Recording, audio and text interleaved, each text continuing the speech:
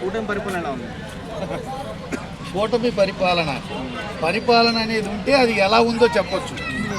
Just గెలిచారు, సంబరాలు చేసుకుంటున్నారు, జబర్దస్త్ స్కిట్లు వేసుకుంటున్నారు, అబద్ధాలు చెప్పాం, మోసాలు చేసాం, అధికారంలోకి వచ్చాం, ఎంజాయ్ చేద్దాం. ఎట్లాగూ మనం చేసేదేం లేదు, మళ్ళీ వచ్చేదేం లేదు కాబట్టి జస్ట్ ఈ టయాన్ని ఎంజాయ్ చేద్దాం అన్నట్టుగా వాళ్ళకి నచ్చినట్టు, వాళ్ళకి తోచినట్టు, వాళ్ళు రాసుకున్నట్టు, వాళ్ళకి ఇష్టం వచ్చినట్టు వాళ్ళు ప్రవర్తిస్తున్నారు. ఇచ్చిన హామీలు ఎంతవరకు నెరవేరుతున్నాయి ఏపీలో? వాళ్ళు ఇచ్చేటప్పుడే ఇచ్చే ఉద్దేశంతో వాళ్ళు హామీలు ఇవ్వలేదు కాబట్టి అడ్డగోలుగా ఇష్టం వచ్చినట్టు, దొరికిందే తడువుగా, తోచిందే తడువుగా, ఆలోచన వచ్చేసిందే తడువుగా, ఏది దొరికితే నోటికి అది వచ్చేసి విపరీతమైన అడ్డగోలు హామీలన్నీ ఇచ్చారు. ఇచ్చి అమలు జరిపేటానికి ఒక స్కిట్లు ఆడుతున్నారు, గేమ్లు ఆడుతున్నారు.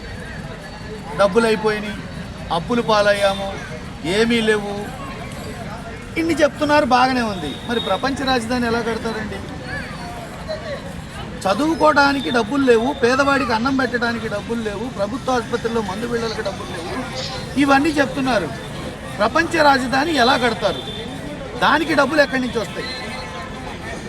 కూటమి ప్రభుత్వం అధికారంలోకి వచ్చినప్పుడల్లా ఇది మొదలు కాదు, 99 నుంచి 24 వరకు వాళ్ళు ఎప్పుడు అధికారంలోకి వచ్చినా విపరీతమైన హామీలు ఇవ్వడం, అధికారం వచ్చిన తర్వాత ఓడ దాటిన తర్వాత, ఓడ ఎక్కేంత వరకు ఓడ మల్లన్న, ఓడ దాటిన తర్వాత బోడి మల్లన్న అన్నట్టుగా అవసరం ఉన్నంత వరకు అల్లుడు గారు, అవసరం తీరిన తర్వాత అదేదో సామెతలాగా ఇష్టం వచ్చినట్టు మాట్లాడటం, ఏరు దాటిన తర్వాత తెప్ప తగలేయటం వాళ్ళకున్న అలవాటు. సో కూటమికి వ్యతిరేకంగా ఎవరైతే మాట్లాడుతున్నారో వాళ్ళని జైలు పాలు చేయడం అనేది రెడ్ బుక్ రాజ్యాంగం నడుస్తుంది. దానికి మీరేం చెప్తారు? ఇప్పుడు పరిపాలన ఎలాగూ లేదు, మాట్లాడటానికి వాళ్ళు డిస్పరేట్ అయిపోయారు. వాళ్ళు ఏది మాట్లాడినా, ఏది అడిగినా అసహనం అన్నమాట. ఒక డిస్పరేట్ అయిన లేడీ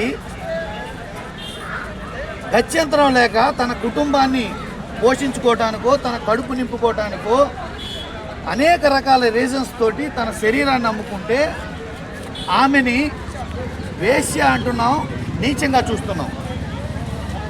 అలాంటిది అడ్డగోలు హామీలు ఇచ్చి అధికారం కోసం అనైతిక పొత్తులు పెట్టుకొని, అవసరానికి మాయ మాటలు చెప్పి, మోసాలు చేసి, ఈవీఎంలతో గెలిచి ఇప్పుడు మాటలు మార్చేవాళ్ళని మనం ఏమనాలి?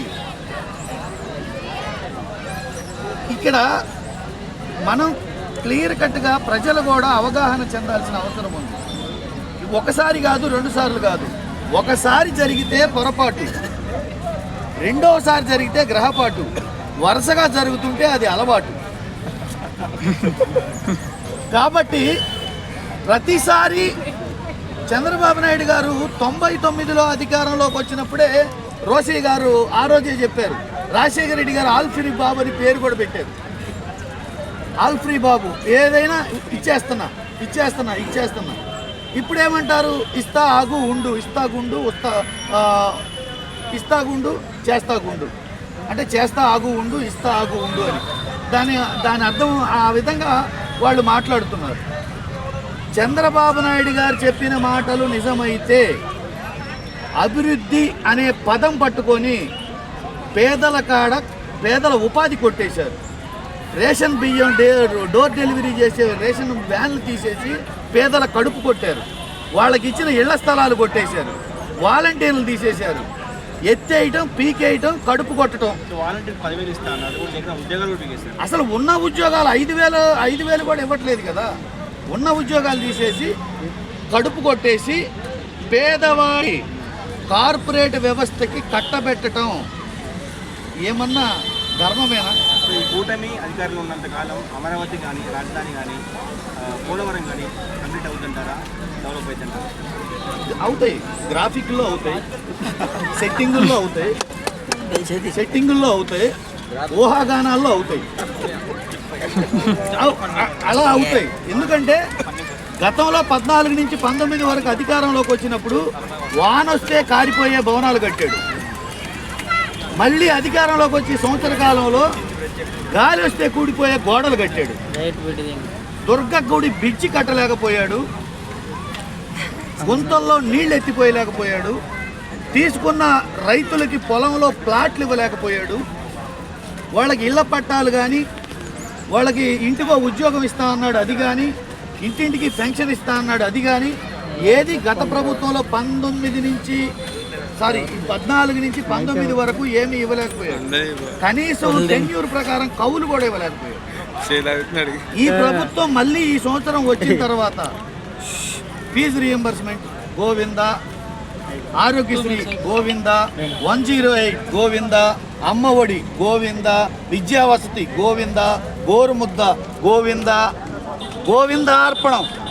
ఇంకా నిన్న సిబిఐ ఒక రిపోర్ట్ చెప్పింది, తిరుమల తిరుపతి దేవస్థానం ప్రసాదంలో బీఫ్ టాలో కలవలేదు అని చెప్పింది.